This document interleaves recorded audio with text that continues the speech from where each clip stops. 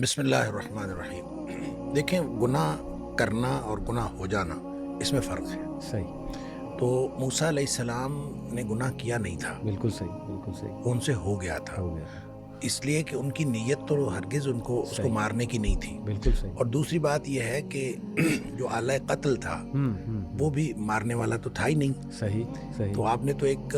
مکہ مارا تھا صحیح، اور مکے سے وہ مر گیا۔ بالکل ٹھیک، تو اب مکہ کسی کو جب کوئی بھی شخص مارتا ہے تو کبھی بھی یہ آلہ قتل نہیں ہوتا۔ بالکل ٹھیک، بالکل ٹھیک، اور اس لیے یہ کہنا کہ حضرت موسیٰ علیہ السلام نے اس کو مارا تھا، تو مارا تو تھا ہی نہیں، صحیح، وہ مر گیا تھا۔ نیت نہیں تھی،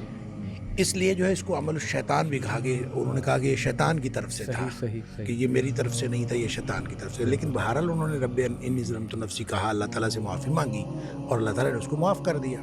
اور پھر کام بھی یہ مدین میں کچھ عرصہ گزارنے کے بعد یہ واپس آئے ہیں، اور واپس آ کے فرعون کے دربار میں جب انہوں نے اپنی دعوت کا آغاز کیا ہے جی، تو فرعون نے اس وقت جتنی باتوں کے بارے میں حضرت موسیٰ علیہ السلام کو احسان کے طور پر جتلایا ہے، اس میں ایک بات یہ بھی کہی صحیح، کہ آپ نے تو قتل کر دیا تھا ہاں، اور ہم نے جو ہے وہ آپ نے ہی قتل کیا۔ اور اس موقع پر بھی حضرت موسیٰ علیہ السلام نے کہا کہ میں نے قتل نہیں کیا تھا، شیطان کی ایک بات تھی۔ لہٰذا حضرت موسیٰ علیہ السلام کے اس واقعے کو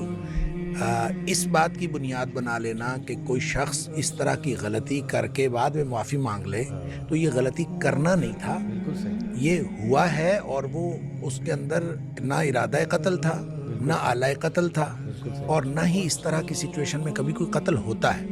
اس لیے حضرت موسیٰ علیہ السلام کا کوئی عمل وہ تھا ہی نہیں، صحیح، اور اس کو اللہ تعالیٰ نے معاف بھی کر دیا اور انہوں نے معافی مانگ لی اور اللہ تعالیٰ نے